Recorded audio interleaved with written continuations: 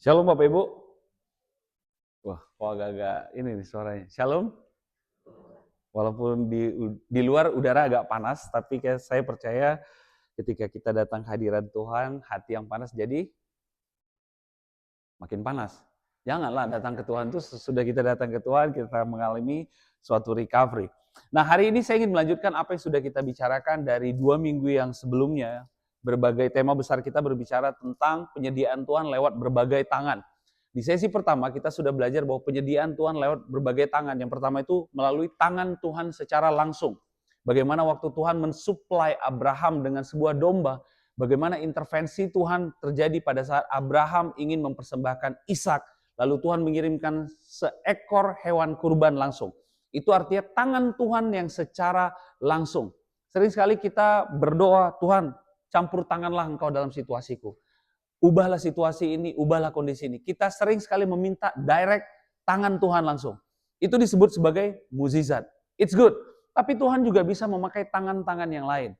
Sesudah itu kita belajar tentang bagaimana penyediaan Tuhan itu lewat tangan manusia. Tangan manusia itu bisa berbicara tentang bos kita, tim kita, HR, siapapun. Artinya Tuhan menginginkan saya dan Bapak Ibu itu memiliki satu hidup yang berkolaborasi dengan orang lain untuk mencapai tujuan besar Tuhan. Waktu Tuhan menciptakan Adam, Tuhan bilang, ini satu orang nggak bisa sendiri nih. Tuhan menciptakan siapa? Berikutnya, Hawa. Disitulah konsep kolaborasi teamwork pertama kali yang ada sejak alam semesta ini dibentuk Tuhan. Artinya Tuhan bisa memakai Hawa untuk menolong Adam maksud saya, Tuhan bisa menolong Adam melalui Hawa dan sebaliknya. Nah, Tuhan bisa memakai tangan manusia.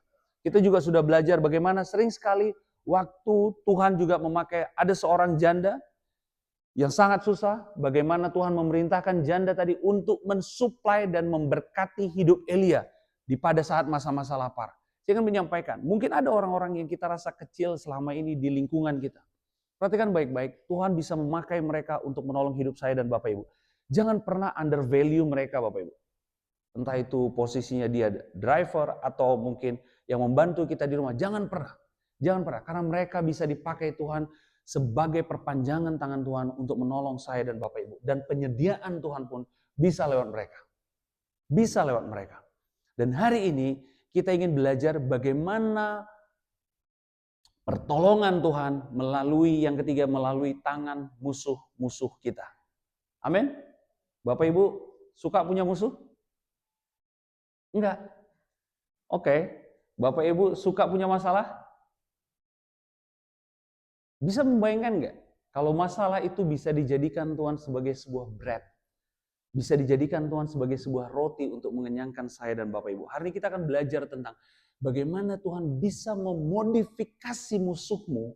Musuh di sini dalam konteks tidak hanya musuh fisik secara manusia. Musuh di sini bisa berbicara tentang situasi yang pelik. Musuh di sini bisa berbicara tentang krisis keuangan. Musuh di sini bisa berbicara tentang situasi kantor environment-nya yang sangat tidak enak. Musuh di sini bisa berbicara tentang sebuah proses, mungkin Anda sedang bidding dan lain-lain. Musuh di sini bisa juga berbicara tentang hubungan. Jadi musuh di sini, jangan Bapak Ibu terjemahkan sempit bahwa musuh itu adalah orang yang memiliki fisik, orang yang memiliki wujud. Kesel banget saya musuh sama dia. No. Musuh itu bisa di-create sendiri oleh diri kita dan tinggal dalam hati kita bahkan. Nah, hari ini kita ingin belajar bagaimana Tuhan bisa menjadikan apa yang selama ini sepertinya jadi musuh kita, itu menjadi makanan kita. Bapak Ibu tahu bahwa secara biologis, pada saat Bapak Ibu puasa 72 jam, apa yang terjadi? Nggak pernah seliburan mungkin di Instagram atau? Secara medis, sejak saat Bapak Ibu melakukan puasa selama 72 jam, maka apa yang terjadi? Sel-sel baik di dalam tubuh kita akan memakan apa? Akan memakan sel-sel yang jelek, yang tidak baik di dalam tubuh kita. Sel-sel tidak baik tadi mempunyai efek negatif di dalam hidup kita.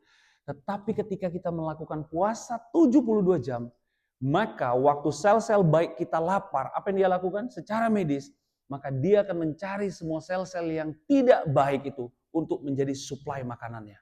Itu menunjukkan bahwa musuhmu bisa dijadikan Tuhan sebagai makananmu untuk engkau dipulihkan. Tuhan waktu meng-create saya dan Bapak Ibu, waktu dia menjadikan tubuh saya dan Bapak Ibu, dia menciptakan enzim-enzim di tubuh saya, dia menciptakan metabolisme di tubuh saya, dia menciptakan semua organ-organ tubuh dia. Dia tidak asal-asalan. Dia mau memberitahu, bahkan hal yang tidak baik yang tinggal di tubuhmu pun dapat dijadikan makanan untuk pemulihanmu. Amin. Dan hari ini kita akan belajar tentang firman Tuhan. Saya ingin kita mundur sedikit cerita pada saat bangsa Israel mengalami suatu situasi keluar dari tanah Mesir menuju tanah Kanaan. Mereka suka apa? Kalau Bapak Ibu pernah belajar, suka komplain. Mereka suka komplain atau terus bersyukur? Kerjaannya komplain. Kerjaannya ngambek, marah-marah sama Musa, ngomel kalau makanannya nggak ada. Sampai akhirnya mereka merasa bosan dan muak. Karena apa? Karena setiap hari hanya makan mana. Saya kebayang sih kalau setiap hari kita makan risol smoked beef. Setiap hari, kan sekali-sekali enak itu ya. Tapi kalau tiap hari cireng itu dimakan Bapak Ibu. Tahu cireng? Ini sehat-sehat semua ya. Saya sebagai orang yang ditinggal dan lagi tinggal di Jawa Barat pasti tahu harus cireng. Bayangkan tiap hari turun dari atas, dari langit cireng. Lama-lama muka putih ya kan. Cireng mulu. Saya bisa membayangkan situasi bangsa Israel pada saat itu komplain dan marah-marah. Apaan sih ini setiap hari kayak gini? Mereka marah dan kesal kepada Musa. Di Bilangan 11, kita next. Di Bilangan 11, biar kita baca sama-sama ayatnya, ayat yang keempat sampai yang ke-6. Bilangan 11 ayat yang keempat sampai ke-6. Ini adalah suatu ayat perikop di mana bangsa Israel pada saat itu mulai marah kepada Musa. Bilangan 11 ayat 4 sampai 6. Orang-orang bajingan yang ada di antara mereka kemasukan nafsu rakus, dan orang Israel pun menangislah pula serta berkata, siapa yang akan memberi kita makan daging? Mereka ada komplain, udah mulai malas makan cireng.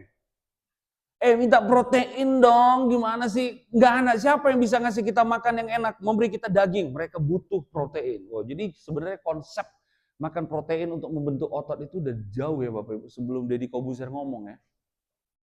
Jadi udah ada makanan. Kita teringat kepada ikan, perhatikan baik-baik. Badannya, fisiknya sudah keluar dari Mesir, tetapi mindsetnya masih mindset Mesir. Kita teringat. Itu sebabnya saya menyampaikan sebagai orang percaya, jangan pernah ingat masa lalu yang tidak baik Bapak Ibu. Termasuk mantan. Dengar gak? Karena recorded, jadi saya agak pelan. Termasuk mantan. Tapi di sini udah senior-senior semua ya, jangan ada bicara mantan lagi ya. Kita teringat kepada ikan yang kita makan di Mesir dengan tidak bayar apa-apa, kepada mentimun dan semangka. Jadi obat darah tinggi katanya apa? Mentimun ya. Semangka katanya adalah minuman yang kaya tentang yang bagus ya, bisa buat gula bagus. Jadi kalau perut lagi lapar katanya minum semangka tuh bisa energik. Jadi sebuah kitabiah, mentimun dan semangka, bawang prei dan bawang merah dan bawang putih. Jadi perhatikan baik-baik. Mereka teringat akan makanan mereka, ikan yang kita makan, mentimun, semangka, bawang prei, bawang merah dan bawang putih. Tetapi apa katanya? Tetapi sekarang kita kurus kering, tidak ada sesuatu apapun kecuali manna ini saja yang kita lihat. Tuhan memberikan manna sebagai ganti ikan, sebagai ganti semangka, sebagai ganti mentimun, sebagai ganti bawang prei, bawang merah, dan bawang putih. Untuk memberikan peringatan kepada bangsa Israel bahwa sesuatu yang baru telah datang. Tapi bangsa Israel pada saat itu terlalu fokus dan mengingat masa-masa lalu. Kalau saja. Sehingga ini menjadi backgroundnya. Di slide berikutnya, di slide berikutnya dikatakan demikian. Akhirnya mereka komplain. Musa datang ke Tuhan, ini gimana Tuhan? Mereka ini udah mulai minta yang namanya bolehlah tenderloin, steak, ribs, gitu-gitu deh. Ayam penyet kayak yang agak-agak protein lah Tuhan, yang daging-daging gitu. Ini mana-mana terus kayak tepung dia gitu, kayak gimana rasanya gitu. Akhirnya Tuhan bahasanya ya mulai ngomong keras ke Musa pada saat itu. Di ayat ke-18 dikatakan demikian. Tetapi kepada bangsa itu haruslah kau katakan, kuduskanlah dirimu untuk besok, maka kamu akan makan daging. Akhirnya Tuhan memutuskan, yaudah daging boleh deh. Sebab kamu telah menangis di hadapan Tuhan dengan berkata, siapakah yang akan memberi kami makan daging? Begitu baik keadaan kita di Mesir bukan? Tuhan bilang, kok kamu bisa belajar. Kamu itu kemarin, kamu itu budak. Memang makannya ikan, memang makannya watermelon, memang makannya mentimun. Jadi lalapannya enak nih orang Israel habis makan. Ada mentimun, habis makan ada dessertnya kasih buah semangka, wangi pasti makanannya. Ikan kan kalau pakai bawang merah, bawang putih itu langsung wangi ya. Jadi kalau ibu masak di dapur kan kalau udah masuk bawang merah atau bawang putih tadi ke minyak yang panas, keluar wanginya kan. Mereka terlalu ingat tentang masa lalu mereka Bapak Ibu. Dikatakan Tuhan akan memberi kamu daging untuk dimakan. Ayat 19. Bukan hanya 1 hari kamu akan memakannya, bukan 2 hari, bukan 5 hari, bukan 10 hari, bukan 20 hari.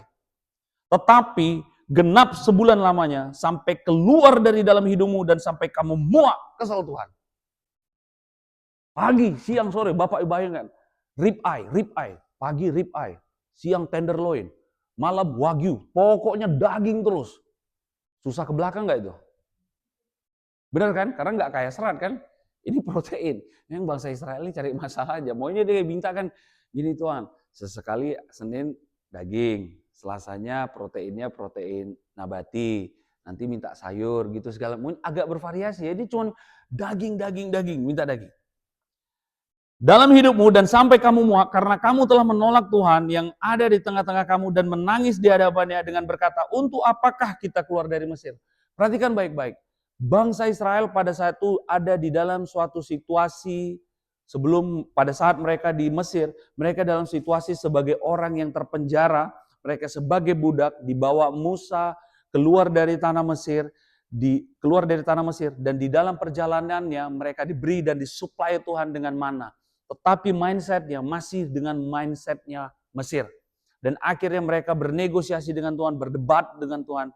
Dan akhirnya mereka meminta daging. Dan Tuhan akhirnya memberikan daging, bayangkan 30 hari tanpa henti, pagi, siang, sore, malam.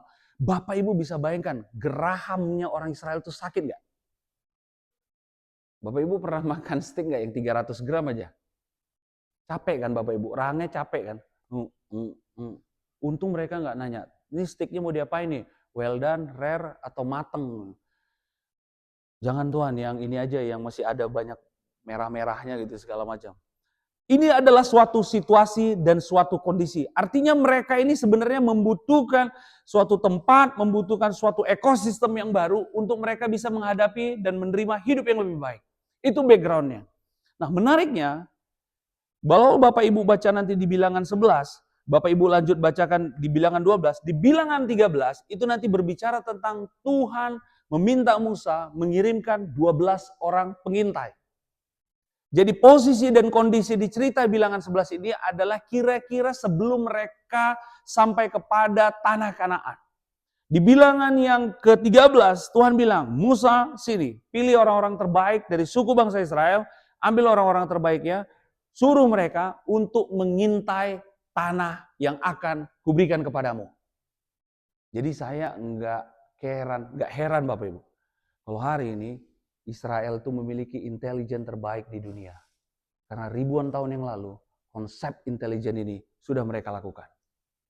Pengintai kan? Benar kan? Bapak Ibu bisa banget. Jadi enggak aneh memang bangsa Israel itu sangat unggul di dalam hal intelijen. Ini udah mereka lakukan dari sejak zaman Musa.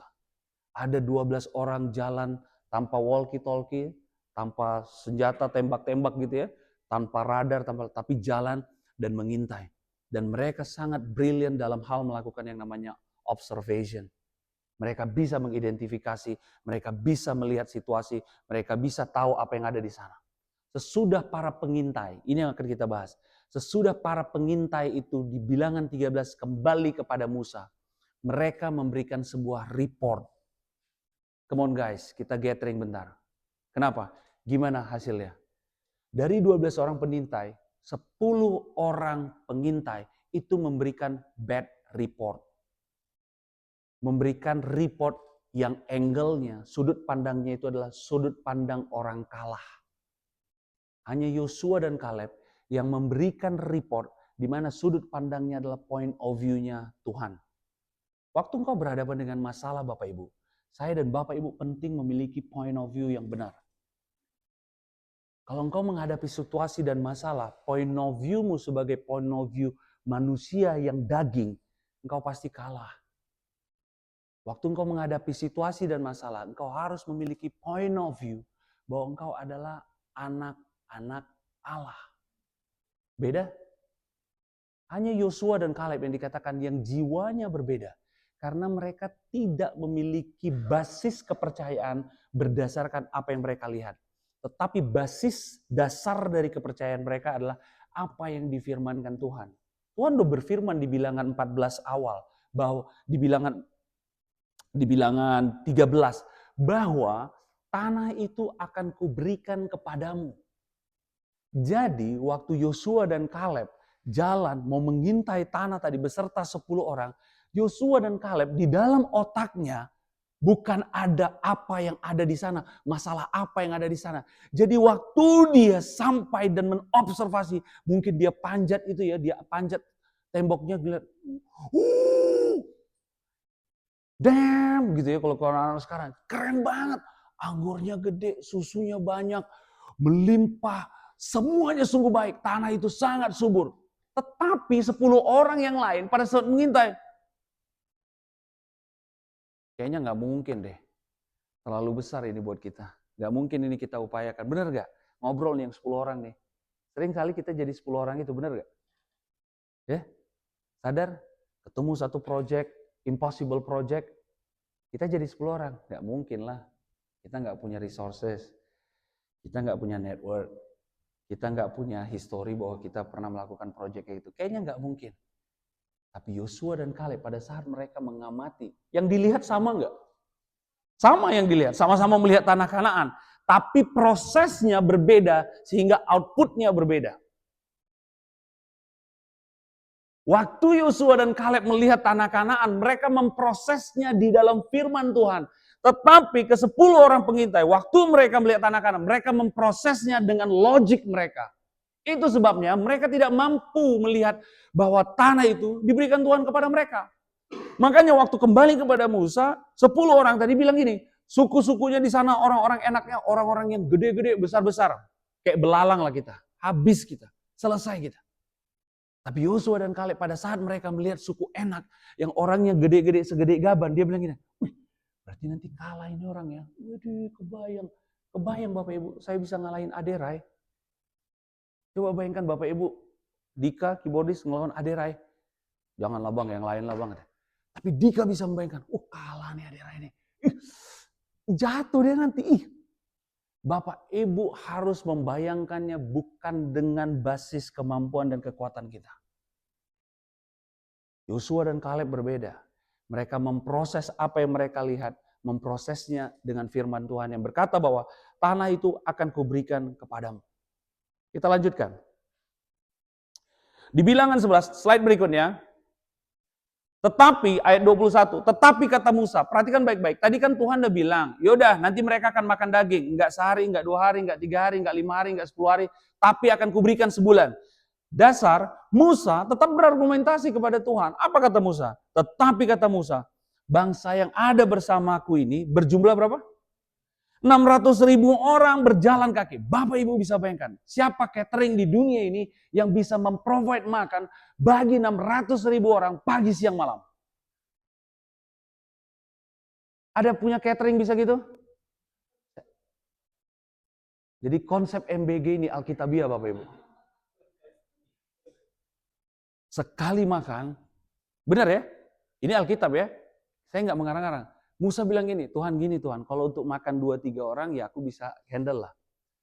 Tapi di belakangku ini ada 600.000 orang yang butuh makan pagi, siang, dan malam.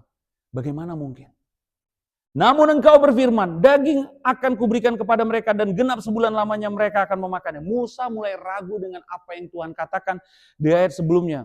Ayat 22, Musa terlalu fokus dengan apa yang dia lihat.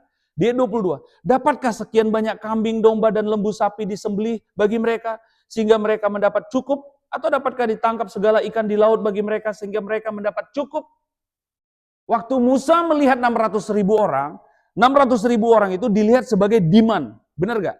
Itu orang-orang yang demanding kan, meminta untuk makan kan.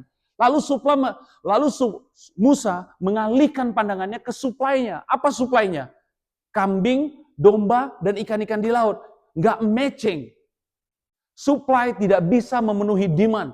Maka Musa mulai ragu karena dia menggunakan logiknya di dalam penyediaan Tuhan. Dia menggunakan pikirannya yang terbatas melihat Tuhan. Dia melihat demand-nya. Ada 600.000 orang harus makan. Bapak Ibu bisa bayangkan kasih makan 600.000 orang? Chaos-nya seperti apa? Dapurnya nggak pernah berhenti kan itu?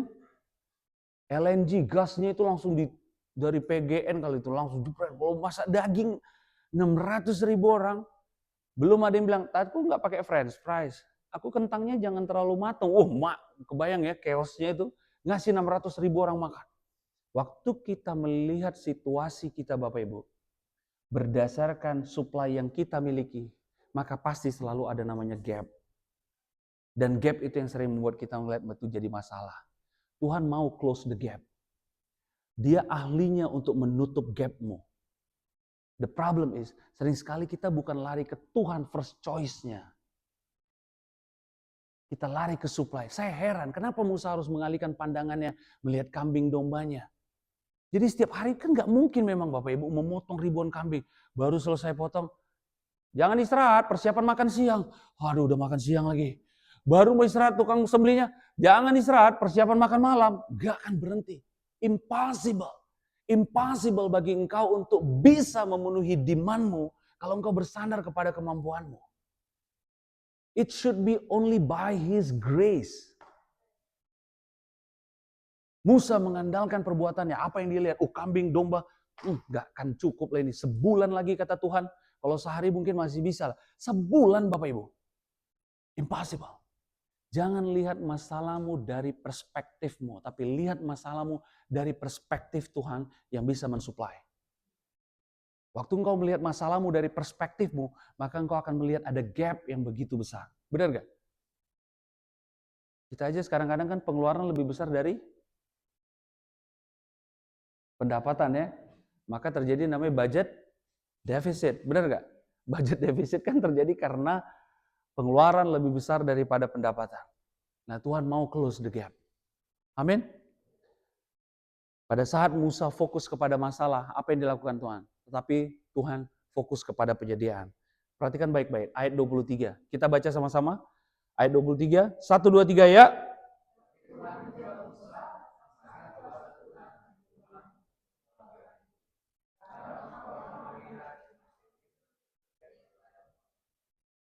Kesel juga kali Tuhan ya. Sampai dibilang Tuhan, masa kan kuasa Tuhan akan kurang? Hey, jangan discuss tentang supply kepada Tuhan. Dia punya unlimited supply. Problemnya sering sekali, our mindset yang limited. Dianya nggak pernah limited. Makanya Tuhan bilang sama Musa, masa kan kuasa Tuhan akan kurang? Hei Musa, kau jangan ragukan saya. Hai teman-teman Cornerstone, jangan ragukan Tuhan untuk menyelesaikan masalahmu atau musuhmu. Keterbatasan kita melihat situasi kita itu yang sering membatasi Tuhan bekerja dalam hidup kita. Kita melihat situasi, kita ambil parameter-parameter dunianya, kita punya konflik, kita punya musuh, kita mengidentifikasinya, kita jago, hebat. Habis itu kita lihat resources kita, oh god damn, gak mungkin saya bisa melakukannya. No. First choice, first step itu Bapak Ibu, jangan melihat supply-mu, tapi lihat siapa Tuhanmu. Jangan alihkan pandanganmu ke kambingmu, ke dombamu, ke ikan-ikanmu untuk menyelesaikan masalahmu. Tapi alihkan pandanganmu kepada Tuhanmu. Itu Tuhan yang sudah mati bagi kita 2000 tahun yang lalu. Amin. Slide berikutnya. Di Bilangan 14, ini yang menarik sekali. Setelah terjadi chaos, jadi ada rapat akbar pada saat itu. Rapat akbar di mana, jadi kalau ini GBK, Tuhan meeting dengan 600.000 orang, Musa meeting dengan 600.000 orang, Musa berdiri di tengah, nunggu 12 orang pengintai. Guys, semuanya sit down. Jadi bayangkan, GBK berapa? Cuman bisa berapa? 80.000 kan? Jadi Bapak Ibu bisa bayangkan ini kira-kira 5 kali GBK, semua duduk tenang, Musa berdiri di tengah. Ini saya suka memvisualisasikan aja ya, saya suka menghayal orangnya. Musa duduk di tengah, baru 12 orang jalan, 12 orang pengintai itu cek. Disampaikan mereka lah dengan toa mungkin ya, dengan speaker. Berat, tidak mungkin kita bisa ke sana. Kita kecil, kita akan kalah oleh mereka. Bla bla bla bla bla bla, panjang. Akhirnya 600.000 orang ini gemuruh. Ya, jadi kita mati dong, chaos. Bapak Ibu bisa bayangkan, 600.000 orang itu mulai mengumpat, 600.000 orang itu mulai unbelief, 600.000 orang itu mulai memperkatakan hal-hal negatif. Lalu hanya Yosua dan Kaleb dan mereka bilang, wow, tenang, tenang. Wah, 600.000 orang ini Bapak Ibu. Bapak Ibu jangan bayangkan ini 2.000, 3.000 orang. 600.000 orang harus ditenangkan. Perhatikan, di bilangan 14 ayat 9, inilah statementnya. Kita baca sama-sama. 1, 2, 3 ya.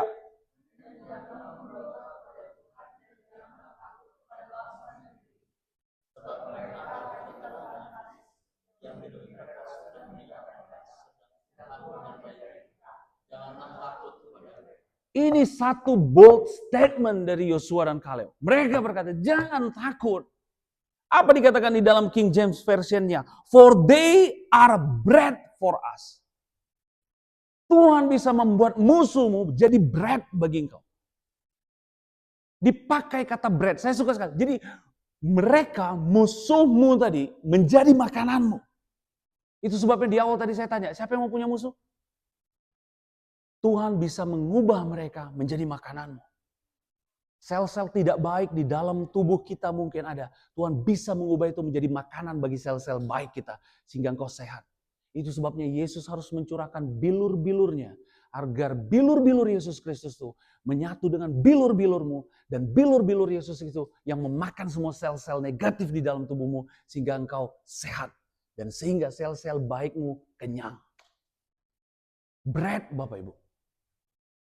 Kalau bahasa Medannya, kaleng-kalengnya mereka itu. Pernah dengar gitu? Kaleng-kaleng. Bukan kaleng-kaleng. Jadi Yosua bilang gini, tenang. Jadi sarapan itu buat kita. Sombong banget gak? Ada 10 orang yang ketakutan. Oh, gak mungkin kita bisa. Tapi ada 2 orang yang dengan bold statement dan bilang, no. For they are bread for us. Hari ini bilang kepada masalahmu. Bilang kepada musuhmu dalam hatimu ya. Jangan ke HR habis ini. Aku habis ibadah Cornerstone. Katanya kau akan jadi roti bagiku. Baru ditanya sama dia, Mako atau Jeko atau apa? Pokoknya jamu jadi roti aja. No. Sampaikan statement itu pada saat engkau lagi nyetir, pada saat engkau lagi mandi, pada saat kau melakukan aktivitas apapun. For they are bread for us. Terima kasih Tuhan untuk semua musuh-musuhku, untuk semua situasiku, untuk semua kondisiku, untuk semua kepenatanku, untuk ke semua kondisi-kondisi yang aku stuck. Karena aku percaya, they are bread for me. Bagaimana Tuhan bisa mengubah situasi dan kondisimu itu menjadi makanan bagi engkau. Hebat. Saya kagum. Dan hari ini Tuhan pengen ada Yosua dan Kaleb di market Bapak Ibu. Kita jangan jadi 10 orang itu Bapak Ibu. Yang asal meeting reportnya negatif. Asal meeting dia yang pertama kali nyampaikan, gak bisa Pak. Kalau engkau gak yakin Bapak Ibu, the best way ya, ini strategi yang saya lakukan ya. Hal terbaik yang kau lakukan adalah diam. Kalau engkau gak tahu bagaimana caranya, kau pelit, engkau gak bisa mereka-reka dan sepertinya kondisinya sangat negatif. Yang paling baik yang kau lakukan adalah diam. Pada saat itu sebenarnya 10 pengintai punya opsi lain untuk diam. Benar gak? Kalau saja mereka cuman, aku gini Musa, kata yang satu. Aku no komen dulu ya.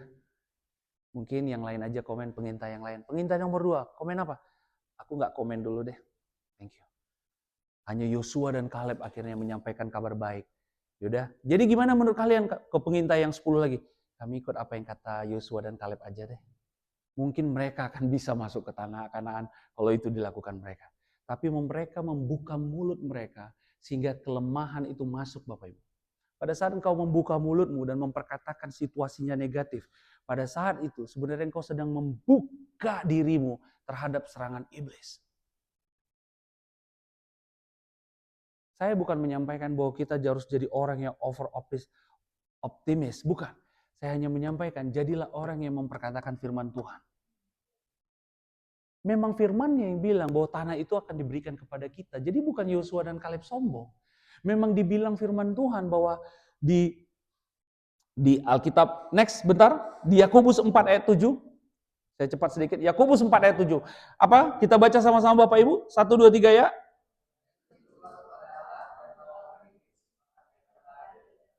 Jadi waktu engkau melawan situasimu, waktu engkau melawan kondisimu, waktu engkau melawan kepenatanmu, waktu engkau melawan iblis, di mata Tuhan itu adalah bagian engkau tunduk kepada Dia.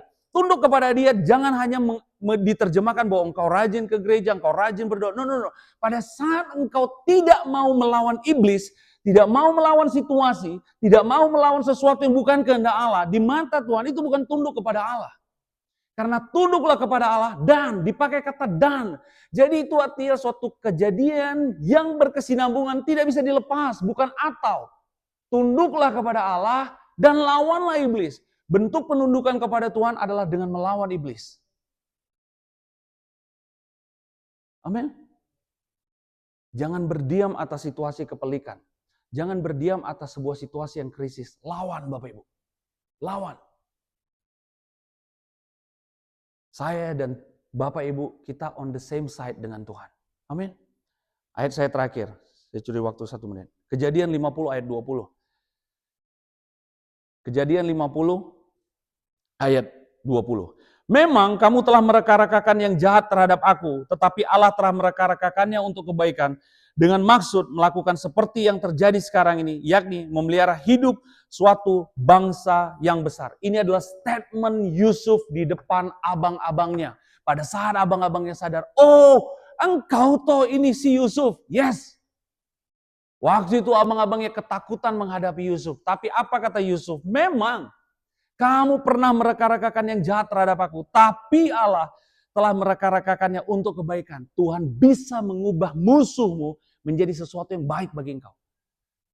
Every weapons will not prosper against you. Tidak ada senjata yang ditempa oleh iblis akan berhasil terhadap engkau. Karena Tuhan bisa mengubah situasinya.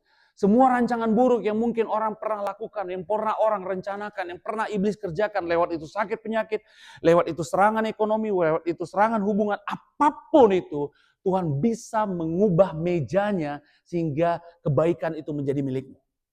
Amin. Disitulah momen di mana engkau melihat penyediaan Tuhan melalui tangan musuh kita. Dan ingat Bapak Ibu, they are bread for us. Mereka roti buat saya dan Bapak Ibu. Jadi kalau ada orang yang mencibir engkau, orang yang mengatakan hal yang buruk tentang engkau, orang yang mencoba merencanakan hal yang buruk pada engkau, bilang, Tuhan, aku mau kenyang atas mereka. Karena they are bread for me. Amin. Beri kemuliaan bagi Tuhan kita Yesus Kristus. Saya undang kita semua untuk bangkit berdiri. Minggu depan kita